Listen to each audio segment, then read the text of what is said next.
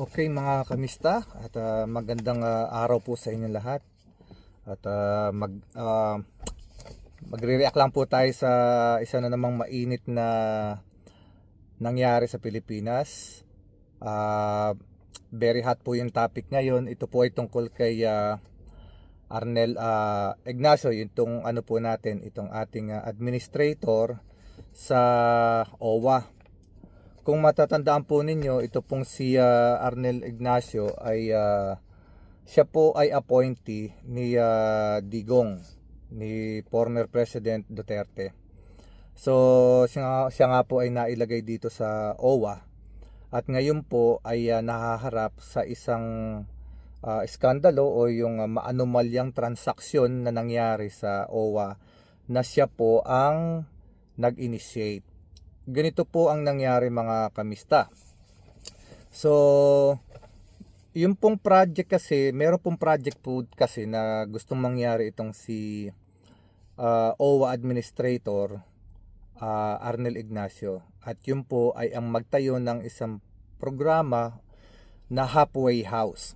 Halfway house, ito po yung parang papatayo siya ng isang building na may mga unit po dito na saan po pwedeng tumuloy yung mga OFW bago pumunta ng ibang bansa, bago lumipad, or kung ikaw naman po ay galing na ibang bansa at magbabakasyon sa Pilipinas o uuwi, ay po pwede ka pong mag-stay din muna doon bago ka lumipad papunta sa iyong probinsya kung malayo po ang iyong probinsya.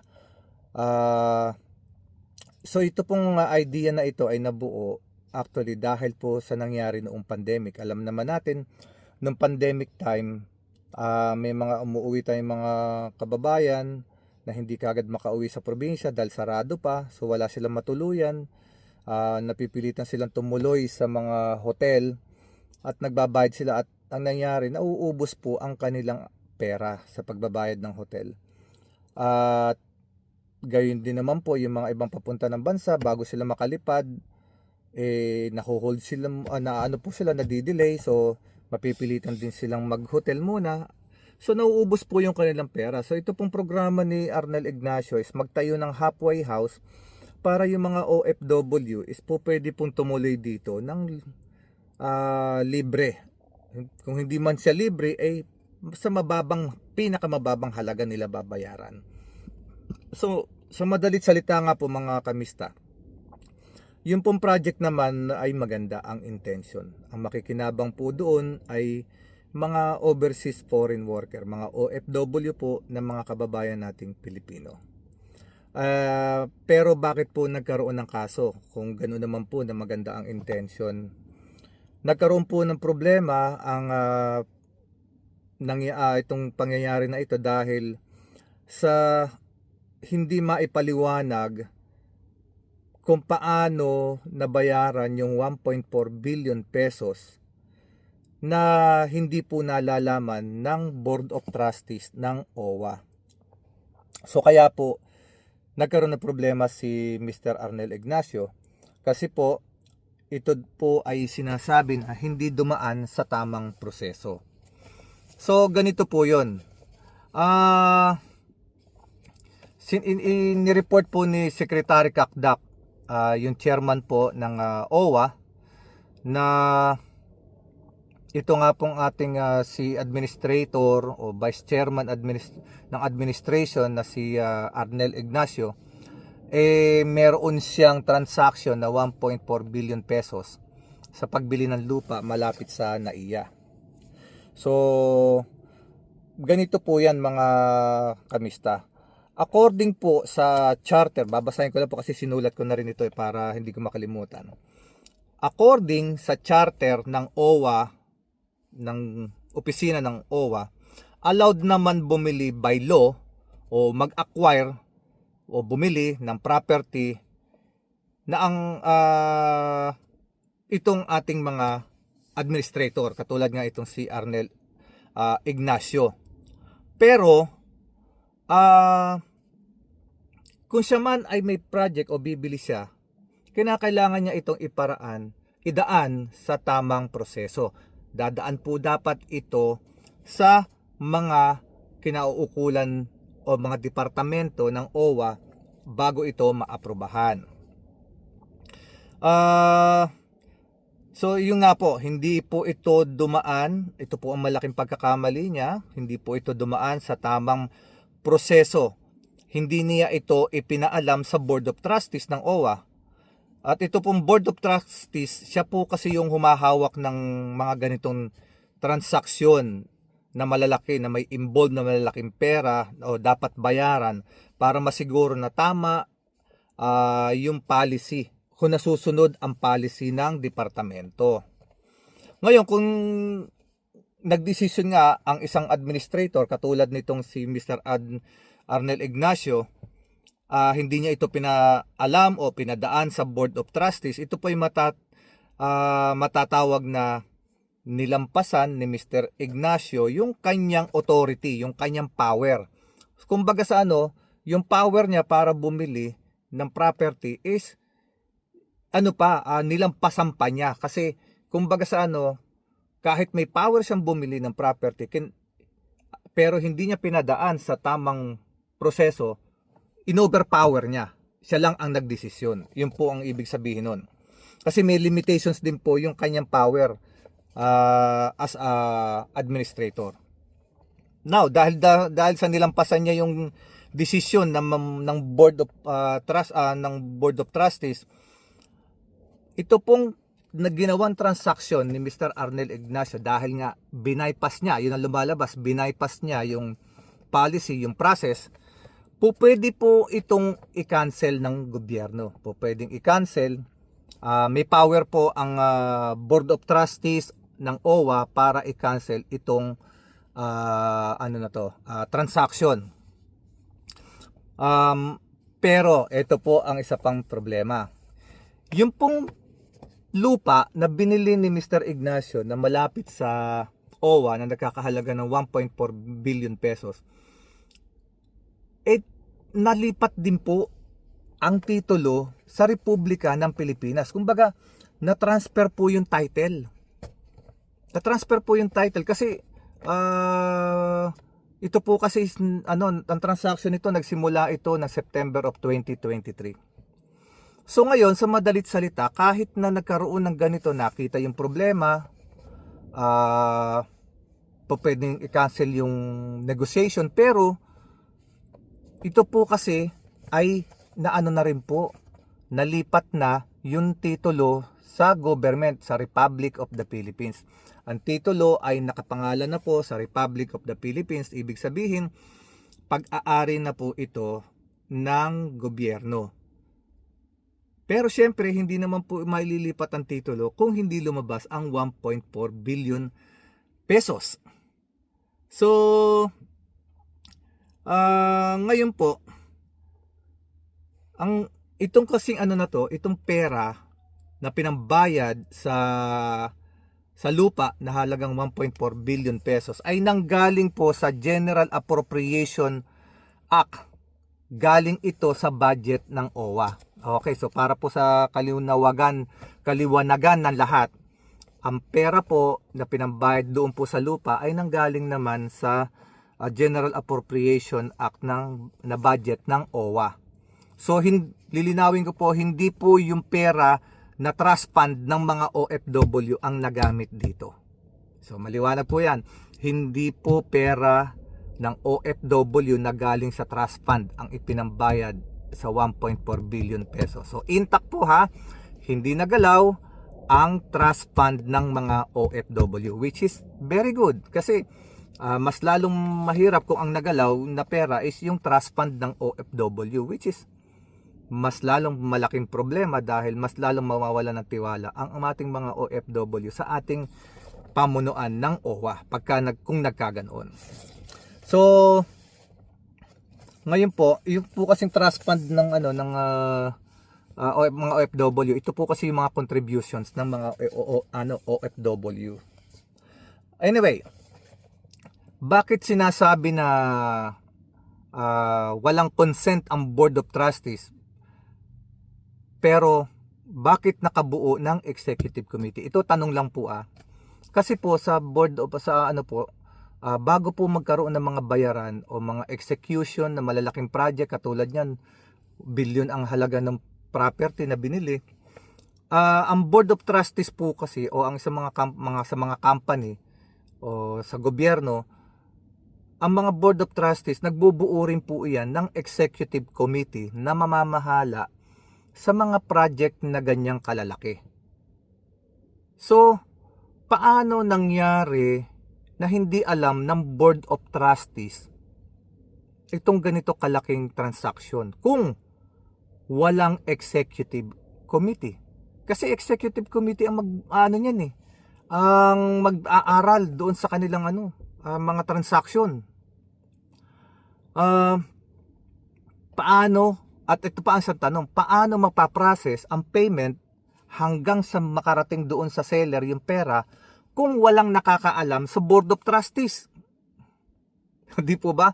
Malaking tanong po yan, di po ba? Kasi ganito yan mga kamista. Mahigpit po ang pagpapalabas ng pera sa gobyerno. Marami pong dinadaanan yan proseso.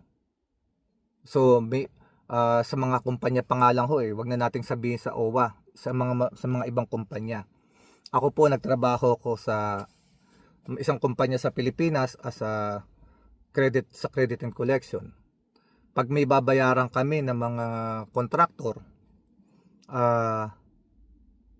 ang pumipirma po ng mga collectibles nila, hindi isang tao. Andiyan na kailangan pumirma muna yung sa audit, kailangan pirmahan namin sa credit and collection kung tama yung billing, ipo-forward sa billing, i-check ng billing kung tama yung computation, tapos dadaan sa audit, tapos dadaan sa manager or directors or pupunta pa sa finance director. So maraming dinadaanan hanggang sa mataas na kung sino ang may hawak para lumabas ang pera. So hindi isang tao lang ang gagalaw para lumabas ang pera na 1.4 billion pesos. So ito lamang po ang aking reaction dito.